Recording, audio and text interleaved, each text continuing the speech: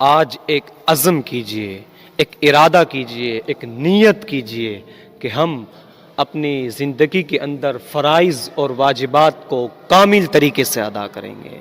جیسا ادا کرنے کا حق ہے ویسے ہی فرائض کو ادا کریں گے اور ویسے ہی واجبات کو ادا کریں گے، اور ہم اپنی زندگی حضور کی سیرت پر عمل کرتے ہوئے گزاریں گے، اور حضور کے محبوبوں کی طرز پر ہم اپنی زندگی کو گزاریں گے۔ آج یہ عزم کیجئے، نیت کیجئے۔ اسی پر میں آپ کو ایک حضرت سفیان ثوری کا واقعہ سناتا ہوں کہ وہ اپنی زندگی کس طرز سے گزارا کرتے تھے۔ حضرت سفیان ثوری اپنی والدہ کی بارگاہ میں جاتے ہیں اور عرض کرتے ہیں کہ ماں، میں نے 15 سال آپ کی خدمت میں گزارے ہیں، اب مجھے اجازت دیجیے اور مجھے راہ خدا میں وقف کر دیجیے۔ میں عبادتیں کرنا چاہتا ہوں، اب میں ہر وقت ہر لمحہ رب کی عبادت کے اندر گزارنا چاہتا ہوں۔ لیکن ماں تو ماں ہے، جب سفیان ثوری جیسا بیٹا ہو تو پھر ماں کا کیا عالم ہوگا۔ وہ کہنے لگی کہ بیٹا سفیان، تو نے تو بڑے آسانی سے کہہ دیا ہے کہ مجھے راہ خدا میں وقف کر دیا جائے۔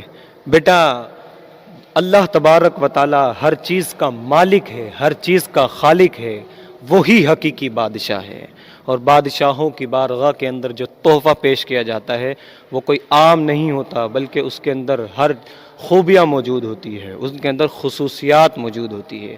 اور مجھے تو سفیان تمہاری اندر کوئی ایسی خوبی نظر نہیں آ رہی جس خوبی کو دیکھ کر میں تجھے راہ خدا میں وقف کر دوں اور راہ خدا میں تحفتاً دے دوں۔ مجھے تو ایسی خوبی تمہاری زندگی کے اندر نظر نہیں آ رہی۔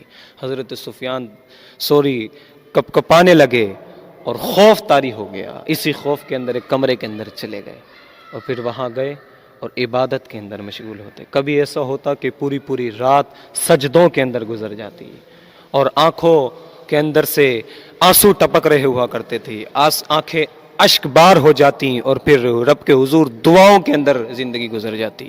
5 سال اسی کمرے کے اندر حضرت سفیان ثوری نے عبادت کے اندر گزارے، رب کے حضور گزارے، اور پھر 5 سال بعد ان کی والدہ اس کمرے کے اندر آئی تو دیکھا کہ میرا بیٹا سفیان عبادت کے اندر مشغول ہے۔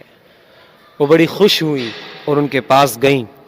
جب عبادت سے فارغ ہوئے تو کہنے لگی کہ بیٹا، جب تو نے کہا تھا کہ ماں مجھے وقف کر دے تو میں نے تجھے وقف نہیں کیا راہ خدا میں۔ آج میں تجھے دیکھتی ہوں تو میں نے خود تیرے اندر وہ خوبی محسوس کی ہے، وہ خوبی دیکھی ہے کہ جس کی وجہ سے میں تجھے راہ خدا میں آج وقف کرنے لگی ہوں، آج تجھے رب کی بارگاہ میں تحفتاً پیش کرنے لگی ہوں۔ جا، اب تو راہ خدا میں نے تجھے وقف کر دیا ہے۔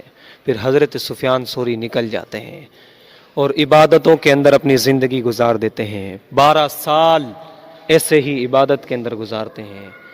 گرمی بھی ہوتی تھی لیکن پھر بھی وہ اپنے پیٹ کے اندر کوئی کھانا نہ اتارتے، حلق کو خشک رکھتے اور پورے دن روزے کے اندر گزار دیتے، اور رات کے اندر اپنی آرامگی کو نیلامی کا رخ دے کر عبادت کے اندر گزارتے۔ یوں ہی 12 سال گزارے، اور 12 سال گزارے تو پھر ایک ان کے دل کے اندر ایک خواہش ہوئی، ایک تمنا ہوئی کہ میں اپنی ماں کے چہرے انور کو دیکھ کر تو آؤں، وہ منور چہرہ میں دیکھ کر تو آؤں۔ جب یہ خواہش ہوئی تو پھر وہاں گئے، اپنے گھر گئے اور پھر دروازہ کھٹکھٹایا اور اندر سے ان کی والدہ کی آواز آئی، بیٹا سفیان، رب کی بارگاہ کے اندر جو چیز وقف کر دی جاتی ہے، جو چیز تحفتاً دے دی جاتی ہے تو پھر اسے واپس نہیں لیا جاتا، اور میں نے تجھے رب کی بارگاہ کے اندر راہ خدا کے اندر وقف کیا ہے، تجھے رب کی بارگاہ کے اندر تحفتاً پیش کیا ہے۔ اب میں تیرا چہرہ نہیں دیکھنا چاہتی، اور نہ ہی تو میرے چہرے کو دیکھ، بلکہ میں تجھے بروز قیامت ملوں گی۔ تو یار سوچو، بزرگان دین نے اپنی زندگی کس قدر عبادت کے اندر، ریاضت کے اندر اور تقوی کے اندر اور پرہیزگاری کے اندر گزاری ہے۔ عاجزی و انکساری کو اپنے جسم کے اندر، اپنے اعضاء کے اندر نافذ کیا ہے۔ تو آپ آج عزم کیجئے کہ اپنی زندگی کو انہی بزرگان دین کے طرز پر گزاریں گے، انہی کے طریقے پر گزاریں گے، اور حضور کی سیرت جو ہے انہی سیرت پر، اسی سیرت پر یہ ہمارے بزرگان دین چلتے ہوئے آ رہے ہیں، اور یہ ہمیں سبق دے رہے ہیں کہ ہم بھی ایسے ہی زندگی گزارے جیسے ہم زندگی گزار رہے ہیں۔